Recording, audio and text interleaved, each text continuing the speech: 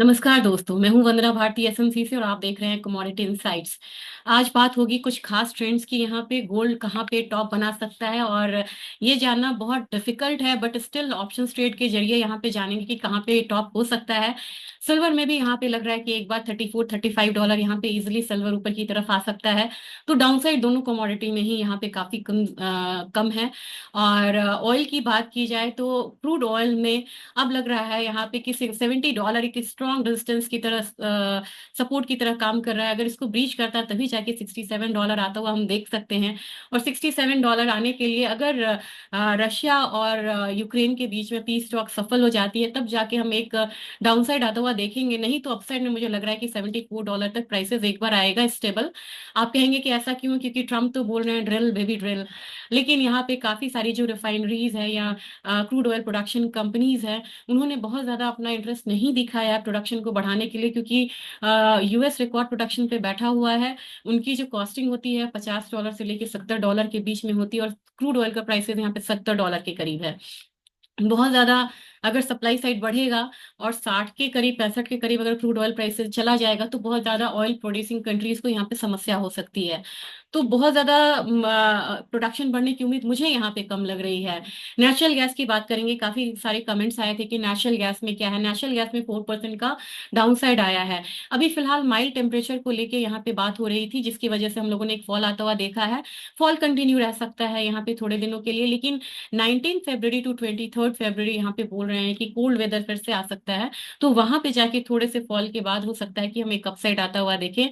रही बात base metals की, तो बेस मेटल्स में भी एक मिला जुला रुख है। कल मैंने 22,000 के कॉल, मतलब 22,000 का एक लेवल दिया था आपको जीरे में, और काफी बढ़िया मूव आई थी। तो मुझे लग रहा है कि होप्स हो यहाँ पे किसान भाइयों ट्रेडर्स को यहाँ पे फायदा हुआ होगा।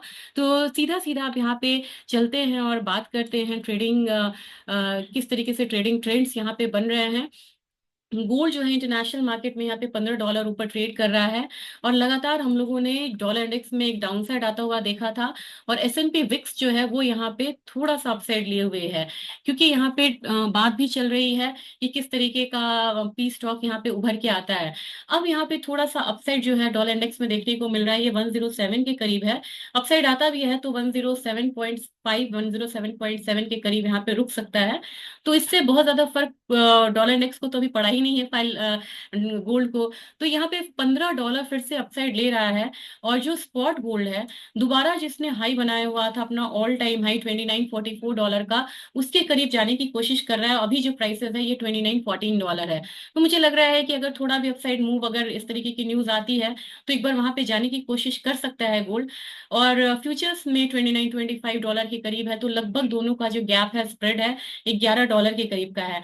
हमारा बाजार यहाँ पे ऑलरेडी मैंने आपको कहा था कि कल एक जो खरीदारी की तरफ ही यहाँ पे रहेगा। एक छोटा सा मूवमेंट कल आया और अपने हायर साइड के करीब ही ये जा रहा है। तो यहाँ पे करेंसी डिप्रिशिएट भी हुई थी कल। तो एक मूवमेंट 85,400 500 तक का एक्सपेक्टेशन था मुझे कि प्राइसेस ऊपर में स्पॉट में जाएगा। अब यहाँ पे प्राइसेस जो है एक बारी फिर से 500 पॉइंट ऊपर है। तो नेक्स्ट मुझे लग रहा है कि अगर पूरे दिन की बात की जाए तो हो सकता है कि 200-300 का यहाँ पे और ज्यादा अपसाइड देखने को मिले, यानी कि 85,800 के करीब एक रेजिस्टेंस रहेगा।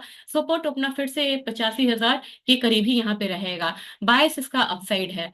चांदी में कल एक टाइसी सा मूव बन रहा था, काफी ज्यादा एक डाउन कैंडल भी बना रहा था, फिर यहाँ पे अपसाइड मूव भी आ रही थी स्पॉट में। तो मेरे ख्याल से आज चांदी में थोड़ी सी क्लैरिटी है। चांदी इंटरनेशनल मार्केट में एक बार $34 तक इनफैक्ट जा सकती है यहाँ। और घरेलू बाजार में बात की जाए तो स्पॉट में यहाँ पे 96,000, करीब करीब यहाँ पे 96,000 के लेवल पे ट्रेड हो रहा है।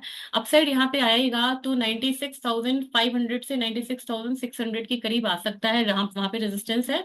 और डाउन साइड ऑलरेडी यहाँ पे मैंने बताया हुआ है कि 95,200 के करीब यहाँ पे केप्ट हो सकता है। बायस आज भी चांदी का अपसाइड में है। और मैंने ऑप्शंस चेन को देखा था कल के दिन में, मैं आपको दिखाती हूँ। ऑप्शंस चेन में $35 जो है, वहां पे सबसे ज्यादा ओआई और वॉल्यूम खड़ा है। है। तो अगर चांदी सस्टेन करती है अभी का अपसाइड, तो हो सकता है कि हम $35 तक आता हुआ देख सकते हैं। तो दो टारगेट लेके हम इंटरनेशनल मार्केट में चल सकते, स्पॉट में $34, $35 वहां पे। दूसरी बात यह है कि अगर भारतीय बाजार की बात हो, तो मुझे लग रहा है कि मैक्सिमम यहाँ पे 96,600 से लेके 97,000 का फिलहाल में हम एक अपसाइड मूव जो है वो आता हुआ देख सकते हैं। क्रूड ऑयल में एक बारी 73-74 डॉलर के करीब आएगा। अब आप बोलेंगे कि क्रूड ऑयल में ऐसा क्या है। क्रूड ऑयल में न्यूज आई है कि रशिया के पाइपलाइन पे ड्रोन से अटैक किया गया है, जिसकी वजह से कजाकिस्तान से जो सप्लाई आ रहा था वो यहाँ पे थोड़ा सा हर्डल आया है वहां पे, जिसकी वजह से प्राइसेस में अपसाइड आता हुआ देखे हैं। और कल के बाजार में मैंने इनफैक्ट सीएनबीसी वगैरह पे भी कहा था कि प्राइसेस जो है वो अपर साइड में लग रहा है। 62.25 का कल मैंने एक लेवल दिया था, वो ऑलरेडी अचीव हो चुका है। नेक्स्ट सपोर्ट जो है वो 6300 के करीब है, और जो अपना सपोर्ट रेजिस्टेंस जो 6300 के करीब है। सपोर्ट अभी भी यहाँ पे 6200 के करीब रहेगा, बायस्ड अपसाइड का है। नेचुरल गैस में काफी ज्यादा डाउनसाइड मूव देखने को मिला यहाँ पे। अब ये कंटिन्यू करता है तो डाउनसाइड में 300 का एक सपोर्ट जो है साइकोलॉजिकल, उसको ये देख सकता है। उसके नीचे अगर आती है ये कमोडिटी, फिर हम यहाँ पे एक अच्छा खासा डाउनसाइड आता हुआ देख सकते हैं, वो 290 के करीब का है। तो 290, एक 290 से 300 एक मेजर जोन है जहां पे ये सपोर्ट ले सकता है। और अगर अगले हफ्ते यहाँ पे कोल्ड टेम्परेचर हुआ, तो मेरे ख्याल से वहां पे एक रिकवरी देखी जा सकती है। बेस मेटल काउंटर्स में देखा जाए तो बेस मेटल काउंटर में फिर से कॉपर एक रिवर्सल ले रहा है, और ये मैंने कहा था आपको कि चाइना से कुछ यहाँ पे डेटा बढ़िया आया है, जिसकी वजह से प्राइसेस यहाँ पे हायर साइड मेंटेन कर रहा है। तो अगेन यहाँ पे 872 तक के जो लेवल्स है वो यहाँ पे अचीव हो सकते हैं। नीचे की तरफ जो सपोर्ट है वो 860 के करीब का रहेगा। एल्यूमिनियम एक अच्छी कमोडिटी है, इसमें प्रीमियम बहुत हाई चल रहा है इंटरनेशनल मार्केट में भी। तो एल्यूमिनियम 258 के करीब है। नेक्स्ट मुझे लग रहा है कि अगेन ये हायर साइड ट्रेड हो रहा है, तो 260 मैंने कल भी आपको बोला था, 260 पे मैं स्टिक रहूंगी। मुझे लग रहा है कि 260 रेजिस्टेंस है, नीचे की तरफ 257 के करीब आ सकता है। और उसके बाद अगर स्टेबल होती है 260 से ऊपर, तो next we can see 262 kind of level in aluminium. Zinc यहाँ पे एक अपसाइड मूव लेने की कोशिश कर रही है ये कमोडिटी। जिंक की बात की जाए तो अभी शंघाई में काफी ज्यादा एक मूवमेंट आ रही है, अपसाइड मूवमेंट आ रही है। अब चाहे वहाँ की स्टॉक मार्केट हो, चाहे वहाँ की कमोडिटी मार्केट हो, तो हम अब इम्पैक्ट धीरे धीरे स्टिमुलस का दिखना शुरू हो जाएगा। जिंक मुझे लग रहा है कि 272 तक का एक जो रैली है वो यहाँ पे देखने को मिलेगा। अब एग्री काउंटर की अगर बात करते हैं, तो एग्री काउंटर में बड़ी अच्छी मूव आई थी, और कल कल के दिन में हम लोगों ने जीरा में हाई लगता हुआ देखा था 22,675 का। 22,500 मैंने बोला था कि एक फिजिकल मार्केट में एक टारगेट हो सकता है, और यहाँ पे होली से पहले थोड़ी सी लिवाली रहेगी। और काफी सारे हम जो व्यूअर्स है वो शेयर करते हैं, उन्होंने कहा भी कि यहाँ पे हाई टेम्परेचर जोन है। हाई टेम्परेचर जोन धनिया और जीरा के लिए बहुत ज्यादा अच्छा नहीं है। तो इसमें जब मैं स्पाइसेस समिट में गई थी, ग्लोबल स्पाइसेस समिट में, वहां पे भी चर्चा हो रही थी कि हाई टेम्परेचर यहाँ पे है। तो इस बीच में यहाँ पे एक अपसाइड मूव देखने को मिला। आज एक करेक्शन है। आज के करेक्शन में मुझे लग रहा है कि आप थोड़ा सा करेक्ट होने दीजिए, लेकिन स्पॉट में फिर से करीब करीब आपको 21,300 से बाइंग लौटनी चाहिए। तो थोड़ा करेक्शन पे फिर से यहाँ पे बाइंग ही करें। टर्मरिक मुझे लग रहा है कि टर्मरिक में जो लेवल मैंने दिया था 12,500, वो धीरे धीरे धीरे धीरे यहाँ पे वो लेवल आएगा, और उस लेवल के करीब आप यहाँ पे लिवाली कर सकते हैं। और एक डबल बॉटम की तरह इसने बनाया है, ये लेवल मैं आपसे शेयर कर देती हूँ। ये 12,400 के करीब का है। 12,400 से नीचे अगर जाती है तो फिर हम 12,000 का लेवल टर्मरिक में एक्सपेक्ट कर सकते हैं। टर्मरिक में फिलहाल फिलहाल आपको अराइवल्स भी हैं, और स्मूथ साइड है, और एक्सपोर्ट डिमांड अभी थोड़ा सा रिलेटिव फिगर आता है तो मैं आपसे एक बार शेयर करूंगी, जिसकी वजह से प्राइसेस में हम लोगों ने एक डाउन साइड आता हुआ देखा है।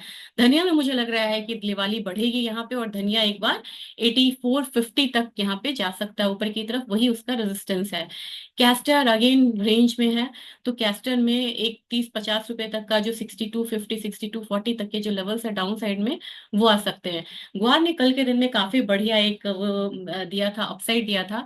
मैंने इसमें अपसाइड जो रेजिस्टेंस था वो 5300 से 5325 कहा था, 5375 के करीब है।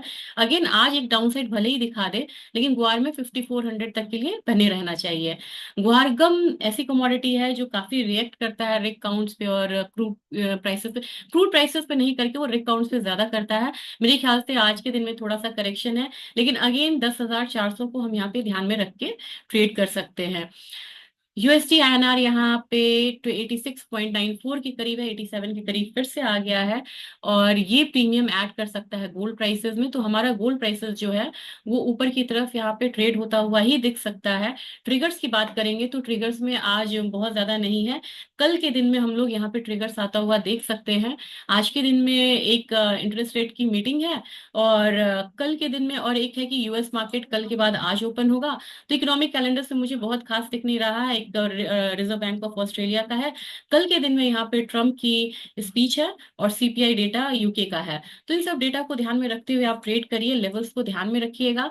और मैं शेयर करूंगी आपसे नंबर्स की एक्सपोर्ट्स किस तरीके से स्पाइसेस में हो रहे हैं। Thank you.